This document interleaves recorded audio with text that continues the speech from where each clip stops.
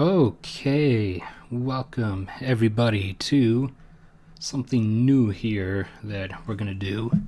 So, for a lot of future videos looking into natural resources and the like, I'm actually going to use Google Earth and go over different countries and zoom in on different places, particularly different mining sites, lumber harvesting sites, oil fields, all that kind of stuff, to kind of show you and give you a feel for the scope and scale of what each particular nation has in terms of their natural resource wealth, and also in particular to show you the sheer exorbitant amount of land use required to develop and extract these natural resources. So, as a special present / surprise for a young friend of mine named Victoria, I'm going to do her wonderful homeland first, which is this Arctic nation right here, right next to me, as I'm up here, right in the middle of Alaska there. But Victoria is from the Great White North, Canada. Even though she doesn't actually live in the Great White North, she lives down here in civilization like everybody else in Canada. So, starting off in her own home province of Ontario, we are going to zoom in here on what is possibly the most famous mine in Canada. Not that mines are really inherently all that famous anyways, but if you do want to take a note first, look at this absurdity here. How parallel lined and organized Ontario is down here. So grid-like. With all these, even on this massive scale, you can see the scale here is almost 40 miles across. All these, perfect parallel grid-like streets, even running such enormous distances. So, we zoom in down here, and this facility, this is the processing facility, that's some of it too. This right here, I believe, is the actual shaft that the workers go down. But this setup right here is the deepest salt mine in the world and the deepest mine in Canada. Its mining operations range at depths of 900 feet or 300 meters down to 550 meters or 1,800 feet underground and underwater. Now, it kind of the salt will be brought up and processed here on their in their facilities, and ships will actually come in here. I think that's one right there now, and they'll actually load the salt like directly up onto the ships. Or this is a rail line here, if I'm not mistaken. The trains will pull up next to it, and they can load salt into the train cars. And this mine is so extensive that from here, it extends out, like all over here, out there, somewhat onto land too, but a fair portion of it out here under the I shouldn't say seabed, under the lake bed, under the water, because they're sitting on top of a enormous salt deposit that basically kind of covers the entire bottom of Lake Huron here. I think this is Lake Huron, I'm not sure. But it basically covers the entire bottom portion here of Lake Huron.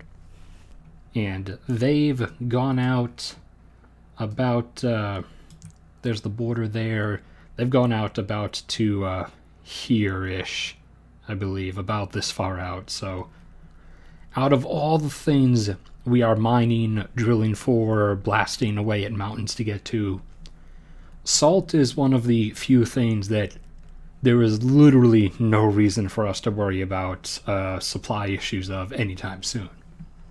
Now, up here, around, I believe this is Sudbury, yeah, Sudbury,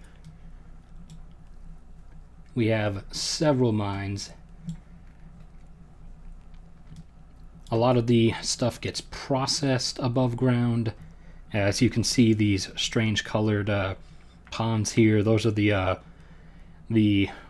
wastewater pools. A lot of the chemical waste from leaching and processing these metals out of the actual ores and dirt that they're in. That's where all the toxic chemical waste gets stored and kind of left there to sit forever. Now here, this building right here is the entrance to the shaft of a nickel mine.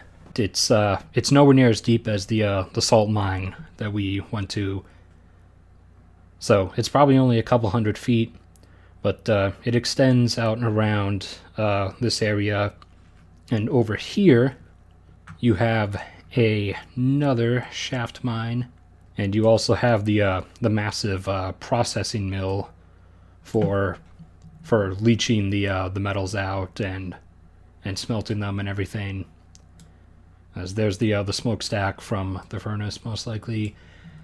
Here, all under this area, is a underground shaft mine whose primary focus is copper, which you may have been able to tell from the green color in the wastewater pools around it.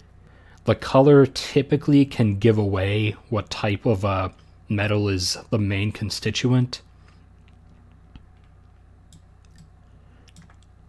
Now here we have a coal mine. You can see some vehicles down there, some piles of coal up here on the surface. However, this coal is actually coming from underground. So this is a shaft going down into an underground room and pillar coal mine. And so you have all three of these underground shaft mines around Sudbury. However, up here, we have an active diamond mine. And it is a surface open pit mine. And you can see here, obviously, the pit with the squiggly lines. Those are called benches. They're meant to catch debris if there's like sort of a collapse and debris falls down. And so they're digging up diamond there, and that's where they're putting all their overburden dirt. And then over here it looks like they've leveled out an area of land, and they're probably getting ready to start a new pit up there.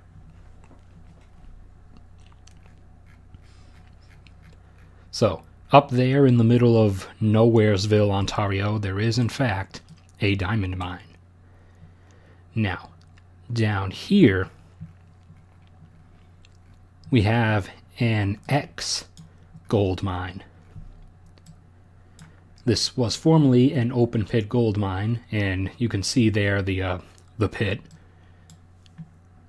And you can even clearly make out this wide bench here is actually the road that the vehicles would use to get down there. But that used to be a gold mine, because they basically exhausted all of the worthwhile gold grade.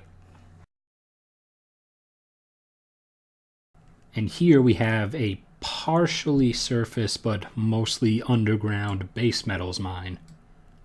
And base metals typically refers to the more abundant things, not precious metals like gold and silver, but more abundant stuff like iron, titanium, and aluminum.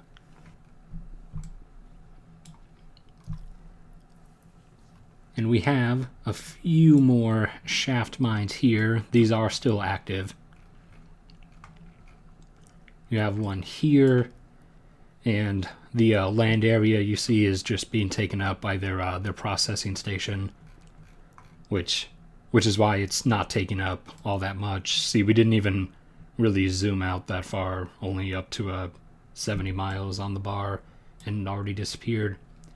This one takes up a little bit more land. You can kind of see the tan interrupting the green there. We zoom in here. I don't know why I put the marker over there, but we zoom in here. Here's all the processing stuff. That's also a shaft mine, so That's also primarily underground. So, gone through that. Ontario is done.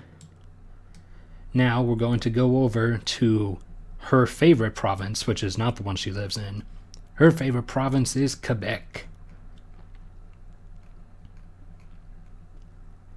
So, here in Quebec, we have a silver shaft mine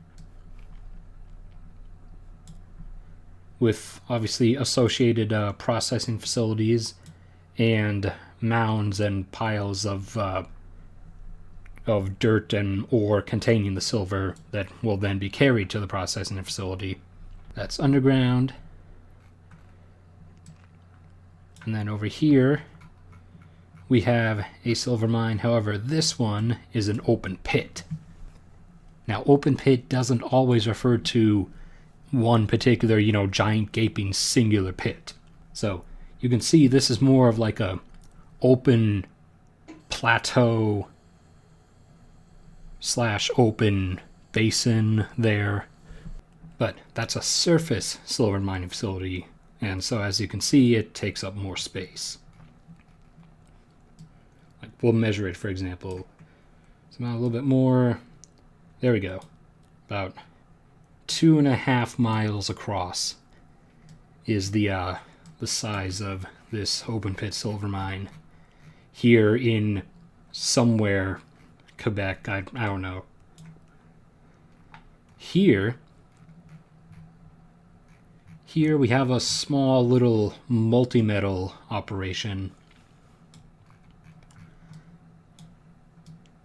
which, of course, being me, I forgot to label, but given there are no evident, pits, I'm assuming it's a underground shaft operation that I just stupidly forgot to actually label as a underground operation. Ooh, let's go to the lead mine. Yeah. Here is a surface. This one I remember is surface and underground. And there's one of the cool discolorations along with the greenish brown here, but this orangey red is one of the cool discolorations you get when you have a lead mine. So, digging up some lead over there in Quebec to sell to the Americans to make their bullets. Random open pit down here. If I didn't label it specifically, then you can assume that it is a multi-yield pit, typically of which that means that the primary thing that's being mined is copper. However, where you have copper, you will also have gold and silver and molybdenum. Just in nowhere near the amount that there is copper there. So this is a multi-metal mine. And the farther we zoom out, still see it taking up space on our view of the Earth. Still see it. It's fading. Yeah. Again, part of this is to help get you guys to see what kind of an impact all these operations actually have, how much space they take up. Now here is something rare.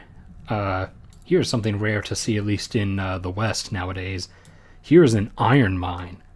Not exactly an open pit, because this is kind of on the side of a mountain here. So more like a open slope mine. They're kind of digging into the side of the slope here. But yeah, there you can see the good old rust red, cluing you in that it's iron that they're getting out of there. It's one of the few iron mines left on the North American continent. Now, over here on Newfoundland, I'm going to show you a few things. This isn't unique to Canada or unique to Newfoundland. These are actually everywhere. This is just a regular old quarry, not necessarily the dug down into the ground quarry you're used to seeing. Quarries are stuff we use to get generic rock, like gravel, sandstone, limestone. gravel in a lot of Canada and up here in Alaska is used to pour out on roads to give them traction during the winter months. It's also crushed and ground up along with industrial grade sand to give to provide the primary solid material for concrete. About half of what composes concrete, the other half is limestone, which we also get out of quarries. Now here's a landfill or a garbage dump. And you can usually tell, especially if you see the delivery area, a couple garbage trucks there actually, because you'll have the surrounding landscape and then these just random bulbous land patches where we essentially kind of dig a hole into the ground, throw a few years worth of garbage into it, put the dirt back on, and then gradually let plant life reclaim it. As you can see, that's starting to happen up here in this portion. These portions obviously are newer, but up here you can tell. These are older, probably from back before 2000 or something, back from like the 90s and the 80s. So plant life's like reclaiming this area here. However, don't let that be deceiving, because you still have to constantly keep eating up new land to keep burying our garbage, because most of what's in the garbage won't honestly be consumed or decomposed by natural processes for anywhere from 5 centuries to a millennia. So the land presently used by our garbage, especially since we've only really been burying it in mass quantities like this for about a century now, all this land consumed by our garbage, and this is just one landfill, is going to not be reusable again to bury new garbage for a very long time. Here, see, show you some others. Like up here for northern Newfoundland, here's one of theirs. This one here is very, very fresh. They just finished putting all the dirt onto it. Over here, again, you can see plant life starting to reclaim that patch of land. So that one's probably older. I'm not going to go in on every single thing I have bookmarked, because a lot of those are also just for my purposes.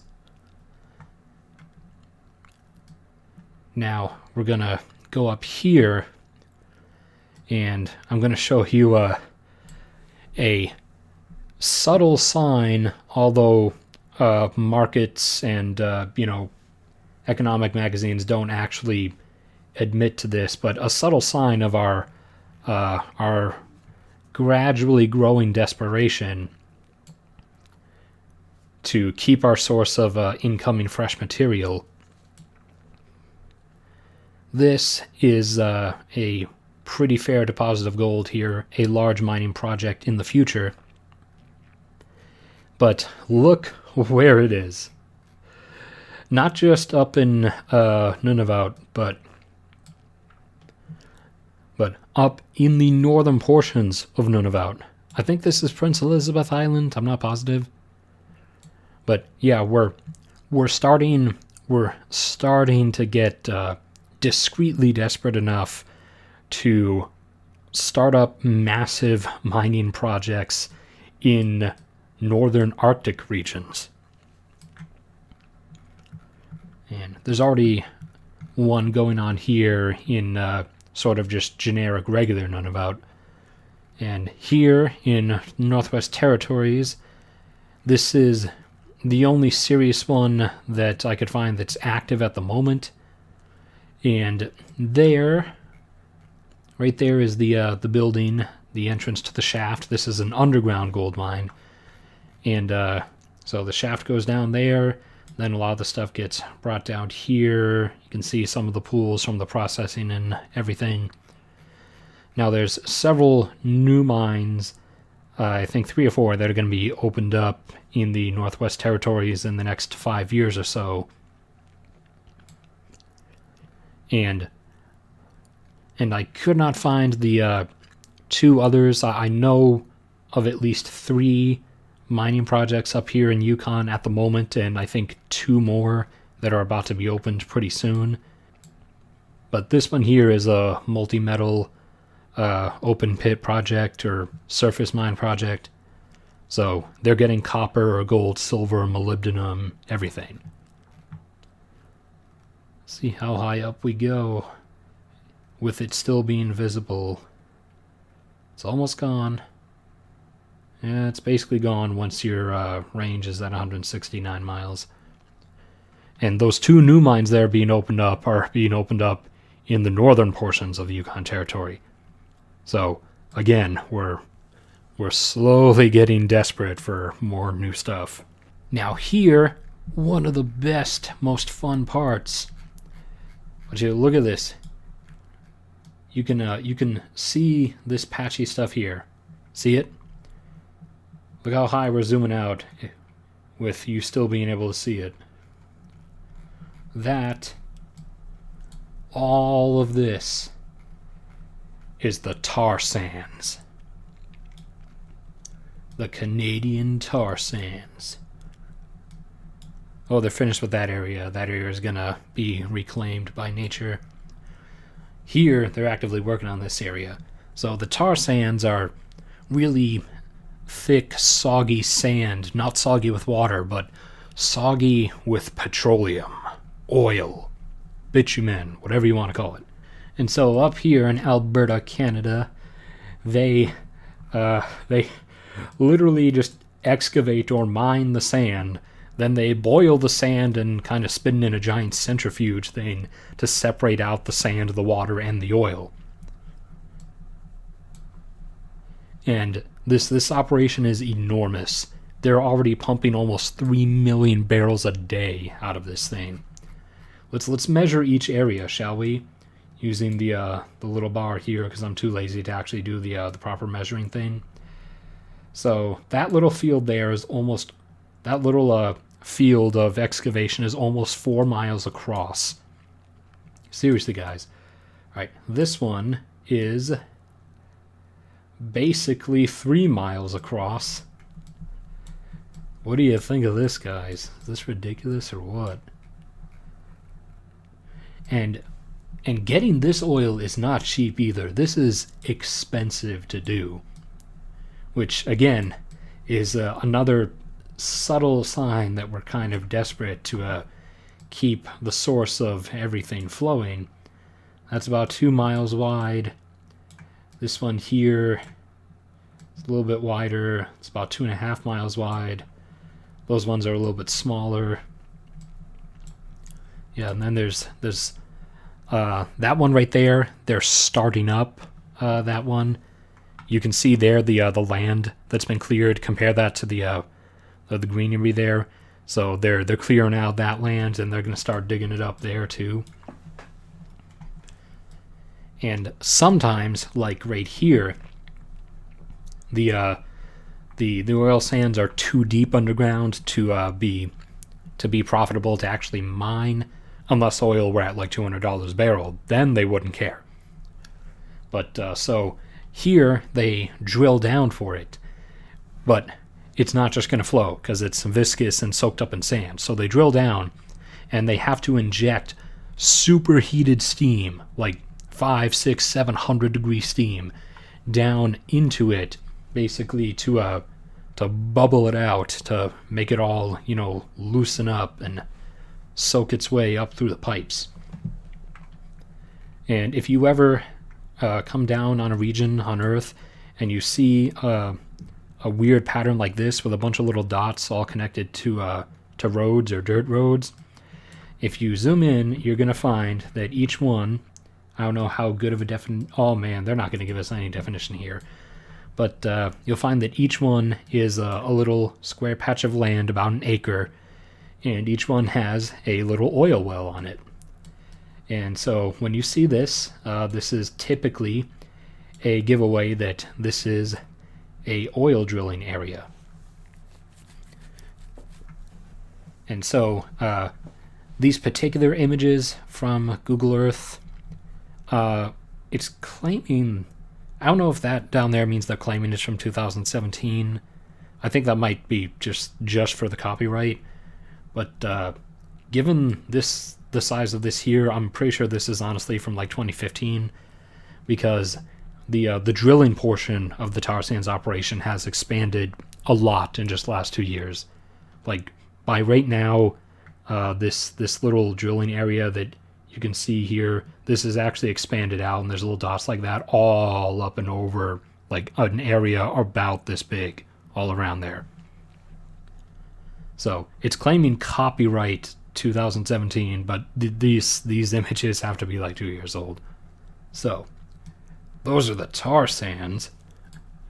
Now we're gonna go over somewhere else that's pretty cool. We're gonna go get some uranium.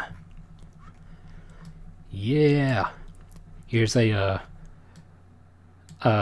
mediocre to low resolution open pit surface uranium mine. Northern Saskatchewan is full of these. Canada has so much uranium, it's not even funny. Not as much as Australia, but Canada has a lot.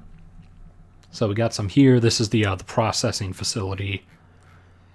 And this particular mining operation has a pit over here and a pit over there with their main processing facility there. And there's a few more, including one up here that's closed down now. They exhausted or depleted all the uranium that was in that particular deposit. Here we have another one with multiple pits, as you can see.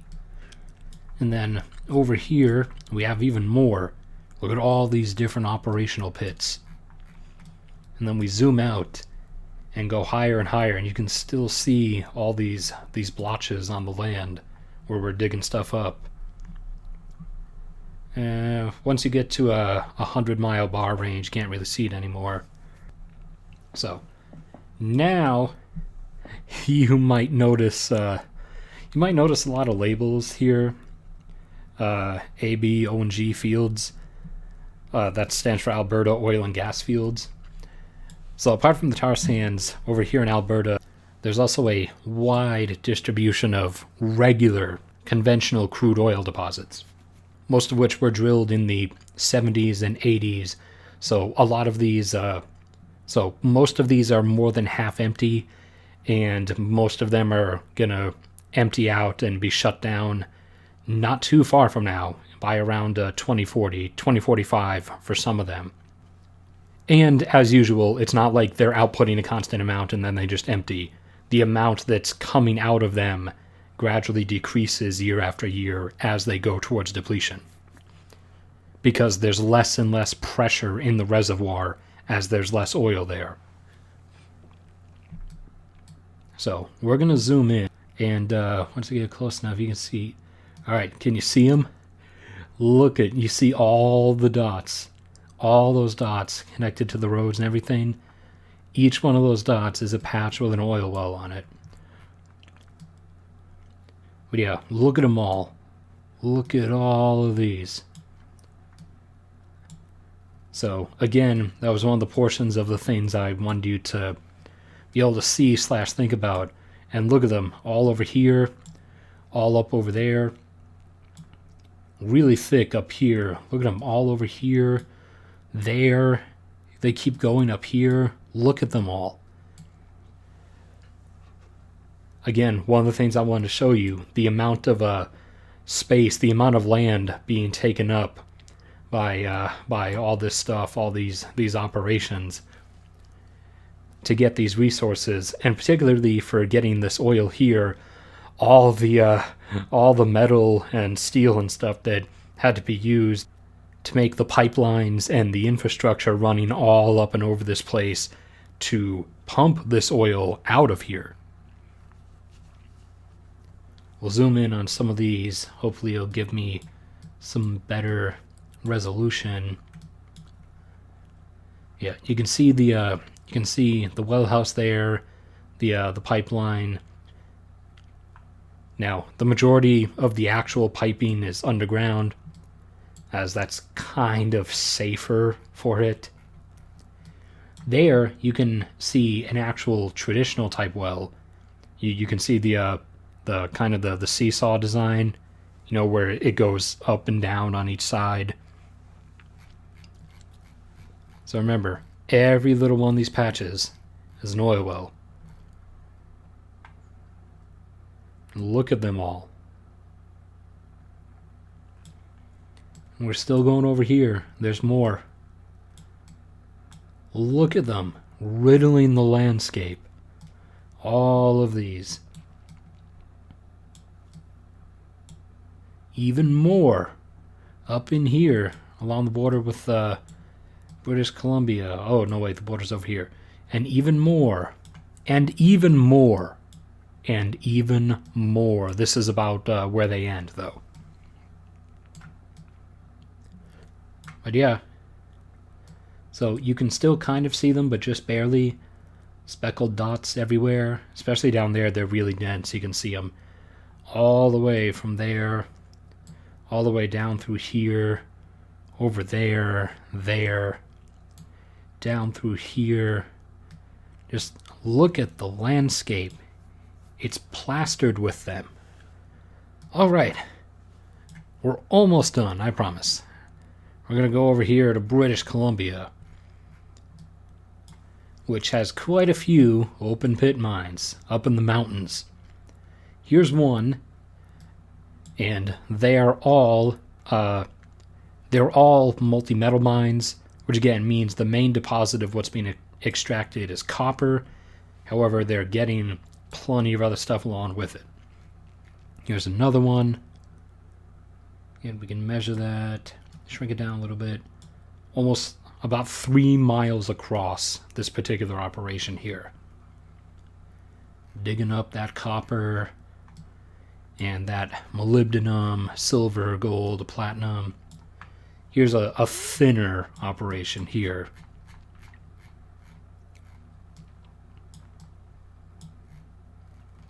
I think we had some more. There we go. There's more. I knew there were more. Here's a particularly small one. I think this is a new one that's just starting up.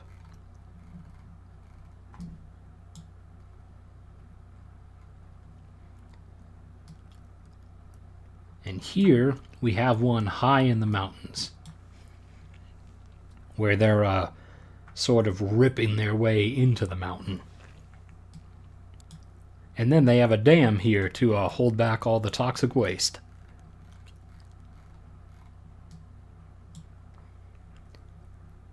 Oh, and here's one more. And I'm not even trying to be like sarcastic or mocking about the toxic waste thing. I think mining operations are cool. Yeah, here's another one. One of the last metal mining operations we're going to look at this time around. You can see that one from a long way up, and especially that one too. Look at how high up we are, and you can still see that. That one disappeared. You can still see that white scar on the mountain landscape. We're up at a 242 scale. 336 on the bar scale. You can still see that scar. Look at this. 450, and you can still kind of see it. And I can pick it out. I don't know if you can, but I can still actually pick it out at 611 on the scale of measurement. Now it's gone. But yeah, that's a massive mining operation. And Canada also outputs a fair bit of coal. I'm going to show you what surface coal mining looks like. It does not, despite what you would think, look like a bunch of exposed jet black. It'll be patchy like this, and a lot of the exposed material will actually be more grayish brown. Some of it, like here, you have a nice concentrated seam of bituminous coal, maybe even anthracite. But a lot of times it's going to be more, like palleted gray, like that. So there's one coal mining operation in Alberta. Alberta's where most of them are. Here's another one where you can see this is some decent coal right here, where they're kind of busting their way through the hills there. And then there's more concentrated over here in these hills. Basically, it was a set of similar hills on each side of the river. They're kind of digging their way into this one. And whenever they're done with this one, over here, they can hop to the other side of the river and dig up into these hills too. There'll be plenty more.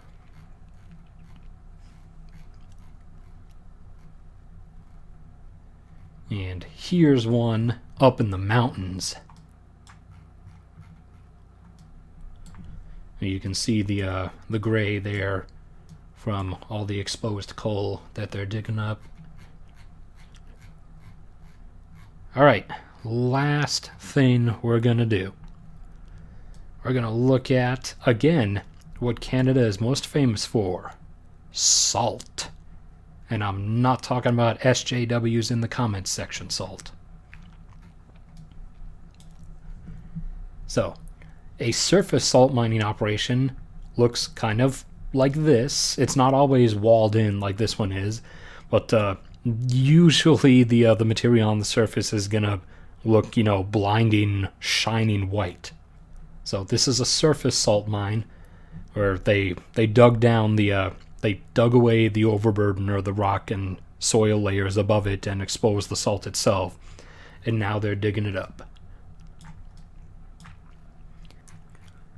Another one here. We'll see if we can see some of the vehicles or the equipment. And you can see here some of the actual vehicles on the site. We zoom up and out, and there are numerous other salt mines across Saskatchewan. Here's one.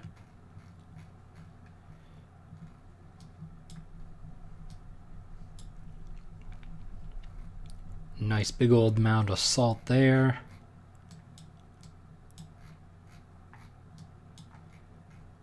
Oh, here's a surface coal mine in Saskatchewan. Forgot about this one. So I hope somebody has learned something.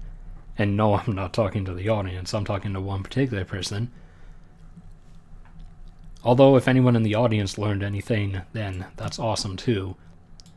And we're going to end this by zooming in on, or trying to find at least, and zooming in on something that is object or location in Ontario.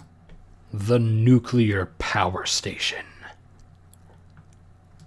Now this one's kind of hidden. It's a bit disguised since it doesn't have the massive cooling towers you're used to seeing. But those are the reactors there. Each one of these little buildings, reactor 1, 2, 3, 4, or it might be in the other order. This is where Victoria's power all comes from.